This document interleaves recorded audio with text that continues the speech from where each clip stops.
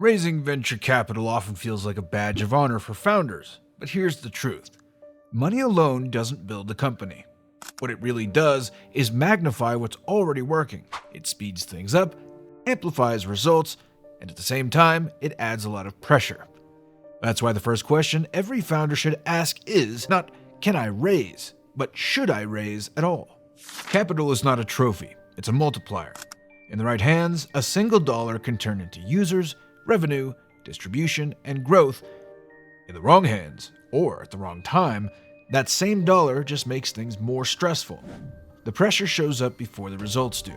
Venture capital certainly brings benefits: speed, access to networks, and a signal to the market that your company is worth paying attention to, but those benefits come with costs. You give up ownership, you give up control, and you accept constant outside pressure. Once you take the money, it sets the rhythm for your company, and that rhythm is never gentle. Just look at two very different examples. WhatsApp built its empire with a small team, a tight budget, and a relentless focus on distribution. They grew fast, but they grew with discipline, proving that speed without waste is what really matters. On the other hand, Blue Apron raised hundreds of millions, spent aggressively, but never figured out how to keep customers. Even going public couldn't save them. The lesson is clear. If being first really matters, if network effects compound, and if early distribution gives you an advantage that lasts, then venture capital can be the fuel you need. But if your market is smaller, steadier, and focused on margins, bootstrapping often builds stronger companies and keeps founders sane. Raising capital should never be about survival. If you're only looking for investors to keep the lights on or cover expenses, that's a signal something is wrong. Venture capital isn't a band-aid for short-term problems. It's a tool for pushing towards specific, meaningful goals. If raising money doesn't directly help you ship your product, prove retention, or build recurring revenue, then you're not ready. Taking capital without a clear purpose only adds pressure, creates obligations, and pulls focus away from building true value. When a founder says something like, "We need to make payroll," it sends the wrong message. To investors, that sounds more like a bailout than an opportunity. Yes, there are cases where investors fund pre-product companies, but those cases are rare and usually reserved for founders with proven credibility, people with successful exits or reputations that give them trust before the metrics exist.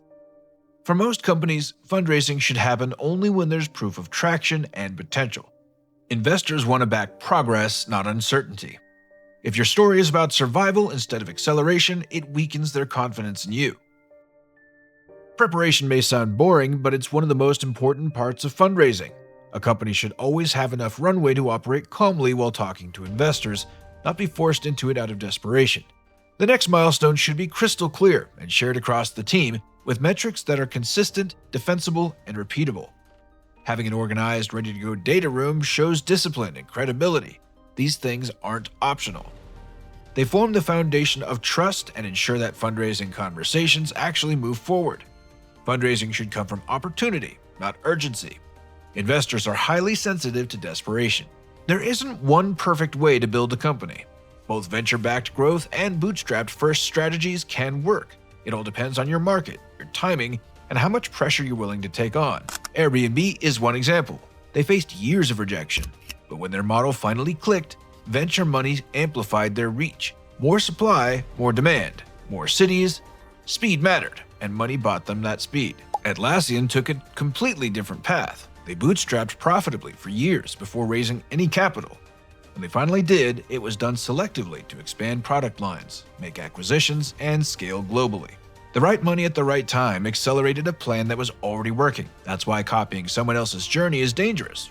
You need to pick a path based on your market, structure, your timing, and your own tolerance for outside pressure.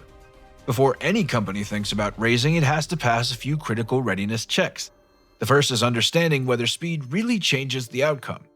Venture capital can make you go faster, but if moving faster doesn't meaningfully change the result, all you're doing is adding pressure without real progress. The second is the clarity of the milestone. Every company should be able to describe its next big goal. The third is dilution strategy. Founders should know upfront how much ownership they're willing to give away and why. Entering conversations without that clarity signals weakness, and you risk losing control of your company. The fourth is a runway and calm. Companies should have at least 6 to 9 months of runway before fundraising. If you're desperate for cash, investors will see it immediately, and you'll lose leverage. Having enough runway gives you the power to negotiate and choose investors wisely. The last is alignment with pressure. Venture capital brings constant expectations, board meetings, growth targets, outside scrutiny. Some founders thrive under that pressure, others crumble. You need to know how it will affect you and your team. Pressure has to energize you, not drain you. At the heart of all of this is one simple truth. Money cannot replace clarity. If your path forward isn't clear, raising capital will only magnify the chaos. But if you have clear milestones, clean metrics, and a focused plan, then capital can truly amplify growth. Raising money isn't a requirement for success, it's a choice. And that choice comes down to a few key questions. Will capital speed up meaningful milestones? Are you ready to give up ownership and control in exchange for speed and scale? And will the added pressure of outside expectations push your team forward instead of burning it out? If the answer is yes, venture capital can be an incredible tool for growth. If the answer is no, bootstrapping often leads to stronger companies, more discipline, and a calmer journey. It's important to remember that money only multiplies what already works. It doesn't fix broken systems. Passing the readiness tests, making a deliberate choice, and acting with clarity are what ensure momentum. Whether you raise or bootstrap, what matters most is intention. Speed without direction is dangerous. Capital without clarity is expensive. The right balance of preparation, timing, and tolerance for pressure decides whether venture capital is an advantage or just a distraction. So if you do choose to raise, do it from a place of strength, clarity, and opportunity. Build your story carefully, prepare your numbers, and structure your process. If you decide not to raise, focus on building momentum, proving your market, and delivering results. Both paths demand discipline. Both paths reward clarity. At the end of the day, the real question isn't whether venture capital exists, it's whether it's the right tool for the stage you're in. Thanks for watching. Don't forget to like the video, hit the subscribe button, and share your thoughts in the comments.